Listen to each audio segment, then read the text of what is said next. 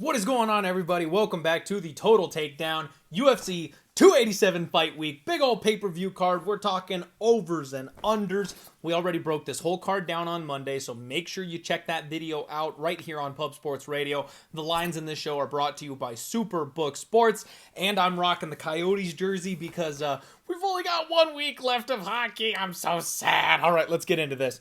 First fight of the night, we've got Sam Hughes taking on UFC newcomer Jacqueline Amorim. The total set at 2.5, and this is a pick'em. -110 over and under, and I think that makes sense because what we see from Jacqueline is outside the UFC, she's a killer. She finishes everybody in the first round. She's got big explosive power on the feet. She's got no wrestling whatsoever, but she's insanely credentialed in BJJ. She will tie you in knots if she can get you down on the ground. And that's really kind of the key here, is if Sam Hughes is able to keep her distance, if she's able to keep this fight at range, if she can stick and move, she'll probably be the one dragging this fight over. Now, how does Jacqueline look if she gets out of the first round? We have no idea. So will Sam Page finish Jacqueline Amorim if she can keep this fight standing? Based on what we've seen from Sam in the past, I tend to think she probably can, but that would require Amorim gassing from trying to get Sam to the ground. Sam could go technical on this one. She could stick and move. She could leg kick. She could move around the cage and keep this girl chasing her the whole time and work her way to a decision. So I kind of like rolling the dice on the under 2.5 here for the first fight of the night. I love Sam Hughes. You guys know that. More than likely, the outcome here is Amorim gets her to the ground at some point and is able to tie her up and catch her in a scramble. However, Sam could finish via TKO if she is able to keep this fight in her realm and keep it standing. But there is that outside chance that Sam Hughes works on that takedown defense, works on the submission defense, and or plays technical, and we end up with a 15-minute decision. I lean violence in this spot, just so you know, but I'm not confident enough to take a stab at it at this point. Steve Garcia taking on Shah Nordbecki in the next fight. A 2.5 total here. The under 2.5 -145 over on Superbook Sports.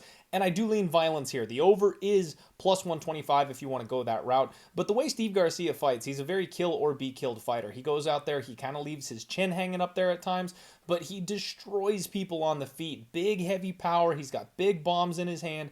And we've seen Shah be finished in a lot of his losses. He's got 6 submission losses more specifically. And Steve Garcia, although he does his work with his hands most of the time, actually has some sneaky offensive jiu-jitsu. We've seen him get a couple people in trouble on the mat. We know Shah going to go for takedowns. I think the club and sub is available. And Garcia leaves his chin so wide open that a bomb from Shah is also available. Give me violence here in this spot. Lupita Godinez is taking on Cynthia Calvillo, a total of 2.5 once again. The under 2.5 is +245. The over 2.5 is -190 here in this spot. And you'd think this is your classic women's MMA over, but frankly, I'd be tempted to look at that under here. Now, that's mostly because of the read that I have here on this particular fighter. I bet Lupita Godinez by knockout at 8-1 much earlier in the week. I think that Cynthia Calvillo's done. I think she's done. I think she's shot. I think she's ready to phone it in.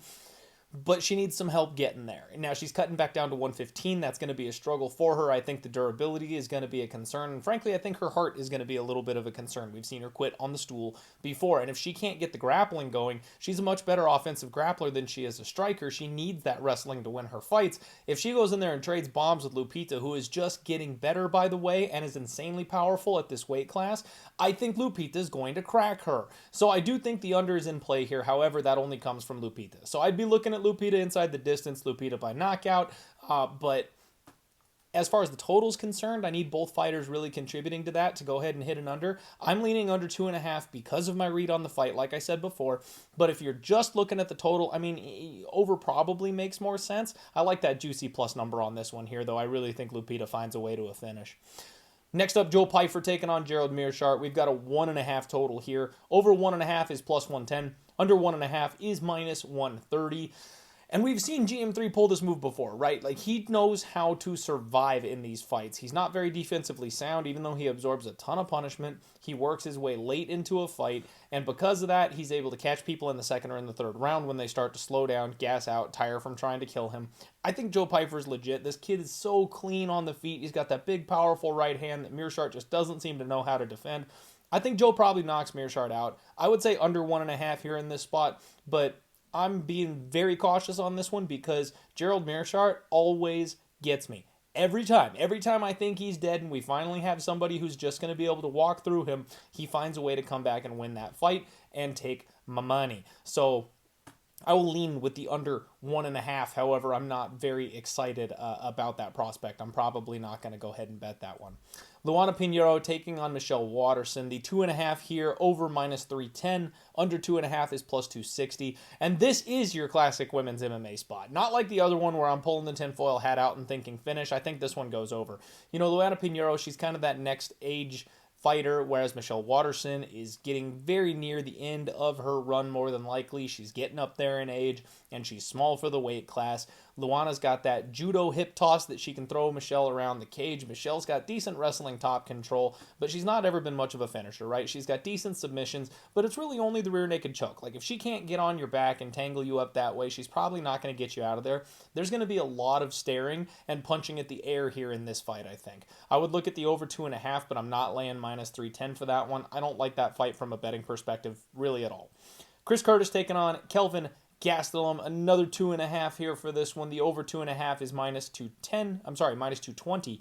The under 2.5 is +195. And this is an overall day for me. So Chris Curtis, we know exactly what this guy does. He's literally impossible to take down. He's got a 100% takedown defense rating in the UFC. Kelvin Gastelum, your classic brawler boxer, likes to get in close range. These guys are going to duke it out. I do think there's going to be an aspect of technicality mixed in here, but I do think they're also going to just straight up go to war.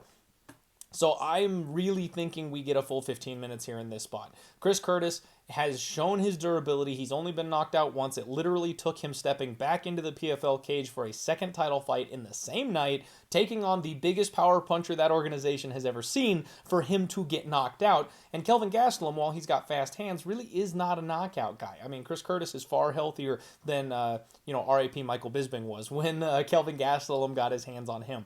So I don't really see much of a finish here. Kelvin Gastelum also has been very durable throughout his career. Chris Curtis body shots is really the only way I see this fight not going the distance. So I would be looking over here, and pretty solidly. I think you look at the decision prop for whichever fighter you tend to like in this spot, because I'm pretty sure it's going 15. Christian Rodriguez taking on Raul Rosas Jr. We've got a 2.5 here. The over 2.5 is -105. The under 2.5 is -115. And I do think there's merit to both of these. Now, with Raul Rosas, he's so slick. He's big, he's strong, he's tough. This could very easily get a finish. That's really what he's been able to do so far in his UFC career. He did it in his UFC debut. I could see him getting through Christian Rodriguez here, except I think Christian Rodriguez is too slick on the ground. I think Christian knows how to scramble and roll, has excellent cardio, and actually is the better striker. So both guys are definitely capable of finishing this fight. It's just the question of when Raul Rosas Jr. finally finds that pushback for the first time in his career, when he finally gets somebody that's not just going to go away and someone who will stick in the fight, someone who will force him to work and scramble. We need to see him extended. We need to see his gas tank. Does he collapse under pressure the deeper this fight goes? We really don't know the answers to those questions. I would be leaning under 2.5 at -115, because Rodriguez does, I think, have the skills to go ahead and get Raul Rosas out of there if he is given the opportunity. But it's really going to come down to him being given that opportunity. Raul Rosas Jr. is more than capable of finishing. We know this. So I like under in that spot. I think we see violence one way or the under. One way or the other, not one way or the under, my bad. Santiago Ponzinibbio taking on Kevin Holland, another 2.5, under 2.5, -130, over 2.5, +110. And again, I do like violence here in this spot. I've already got Kevin Holland inside the distance on my card on this one. I like it a lot. Santiago Ponzinibbio got rocked badly multiple times by Alex Morono in his last fight. This is a real quick turnaround for him. And because of that, I've got a hard time trusting his durability in this spot. I think Kevin Holland's a much bigger hitter than Alex Morono is, and I think he'll find the opportunity to get him out of there. Not to mention the credentialed BJJ black belt that he is on the ground. That's always an option if Santiago decides to go for the takedowns. But you flip the script on this one. Kevin Holland is coming off getting his ass beaten. He's coming off getting a broken hand. And he also has a hard time with leg kicks, which Santiago Ponzinibbio is really good at. So I actually think there's upside for both guys to finish here in this fight, and the under 2.5 seems like a fair price. Let's go violence, baby. Adrian Yanez taking on Rob Font here. We got another 2.5. They love this number here for this card, folks. I think we've only got 1.5 on the entire card. Now, the over 2.5 is -120. The under 2.5 here looks like it is +100, even money. And I kind of like the over just a little bit, because that's how Rob Font fights. The big thing is Adrian Yanez's power. That's going to be the equalizer here in this spot. If he can catch Rob Font, we've seen Rob getting rocked, hurt, dropped in multiple fights. I don't know if Yanez has the kind of power that the last couple of opponents have versus Rob Font, so maybe he's not quite able to get him out of there.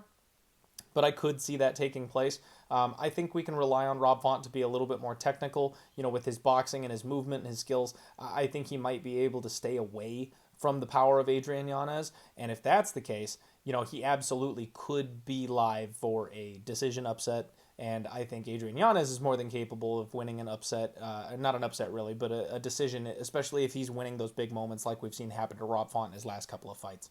I do want to go back real quick here, folks. I apologize because we do have the Carl Williams and Chase Sherman fight here. That's a late replacement type of fight, a late scramble, so we don't have a total here for it. But because of the way it is with heavyweights, I would expect it to be a 2.5 here on this one. Williams is coming off of his last fight where he did go the full 15. Chase Sherman is a guy we know that can go the full 15 minutes. So because of that, I think we're probably going to get around a near pick'em on the 2.5, and I would be leaning towards the over. Carl Williams is a guy that I'm not ready to trust yet at the UFC level. He's really a wrestler almost exclusively. And Chase Sherman, while we have seen him give up, knockouts, submissions, basically everything when he gets clipped by big power hitters, I'm not sure that that's Williams. I think Chase Sherman is very live in this fight, actually, and I think that he will be able to get up when taken down because we haven't seen Williams establish dominant top control. He can get the takedowns, but he doesn't do much with them once he's down there. So I think it's live. I think over. I think decision. Co-main event, George Masvidal taking on Gilbert Burns. 2.5 total. Over is plus 115. Under is minus 135. And I beat this number. I bet minus 120 earlier in the week on the under 2.5. I do actually already have a ticket in my pocket for this one, and I like violence. And the reason for that, Masvidal is getting old. I know he's been exceptionally durable through the course of his career. He's really only been knocked out by Kamaru Usman, who's on every pill known to man. So I don't know that we really should be, expecting massive finish equity here. But like I said, we don't know how seriously he's taking this at this point. He's waking up in silk sheets. He's very comfortable. He's got a brand. He's got a name. And because of that, he may not be working as hard for this one. He's already dropped the R word. So if his mind is that he's going to step away if he doesn't win this fight, then he's already got a foot in the grave as far as I'm concerned. And Gilbert Burns has never looked better. Gilbert Burns with the takedowns, Gilbert Burns with the submissions. He's got big power in his hands. He can knock out. He can submit. Definitely finish equity on the Gilbert Burns side of things. Now, Masvidal, I don't really need to explain to you guys what this guy is capable of. We've seen the flying knees. We've seen the highlight reel comeback knockouts. He's more than capable of knocking out anybody, and Gilbert Burns has been dropped a lot recently. He's been very chinny when he fights this upper echelon of opponents. So I think both guys are more than capable of a finish here in this spot. I'm not going to pick a fighter. I do think Gilbert Burns probably gets his hand raised, but if Masvidal pulls the knockout upset, I am not going to be shocked whatsoever. I'm taking under 2.5. Israel Adesanya taking on Alex Pereira for the title in your main event. Run it back, the rematch. Total set at 4.5. The over 4.5 is plus 110. The under 4.5 is minus 130. And I actually, again, would kind of lean towards violence on this one. You watch that last fight, and Israel Adesanya was definitely taking the approach of draw it out, stick and move. He was winning moments, and really, if that fight had just gone another minute or so, he would have retained the title, and that would have been it. He got clipped with a big power shot, but we know Pereira is more than capable of landing that big power shot at any point in time during the fight. He's more than able to do that. We've seen it time and time again. I think it's definitely possible here. But there was also that scary moment, I believe, in the first round when Israel Adesanya had Pereira almost out on his feet. He was hurt badly. And we have also seen Israel Adesanya come out and put a stamp on some of these fights. We have seen him knock people out. The Robert Whittaker fight where he just destroyed him in the first minute. These guys have a whole lot of pent-up aggression coming into this fight. The stakes have never been higher. Both guys are very determined to take each other out. This is a serious rivalry. I think once again we get a situation where both guys are looking to put a statement on this thing. The last game plan didn't work out so well for Israel Adesanya. I think he will have more of a sense of urgency. Alex Pereira, now he knows he can knock Israel Adesanya out and get that stoppage. I think he's going to come out more aggressively hunting that knockout. So I would be looking at violence, the under 4.5 at minus 130. And just cross your fingers one of these boys gets it done for you. Israel Adesanya has a tendency of going a full 25 minutes, so I think that's definitely on the table, but that's not really the way Alex Pereira likes working. He likes to not get paid by the hour, so I do think we see a bit more of a quick start and a violent finish from both these guys in the main event. That's the Total Takedown, everybody. Hit that like button for me. I will be back with you for the Undefeated post-weigh-in show tomorrow, as well as the Sharp Action Report from Superbook Sports. Our guy Andrew is going to join us. And make sure you check out my own personal YouTube page over the Die Hard MMA podcast, because I have a new episode of the Fight Exchange coming for you via Prediction Strike tonight. Thank you all very much. Smash the like button. Good luck on all your degenerate action. Go Yotes! Let's roll.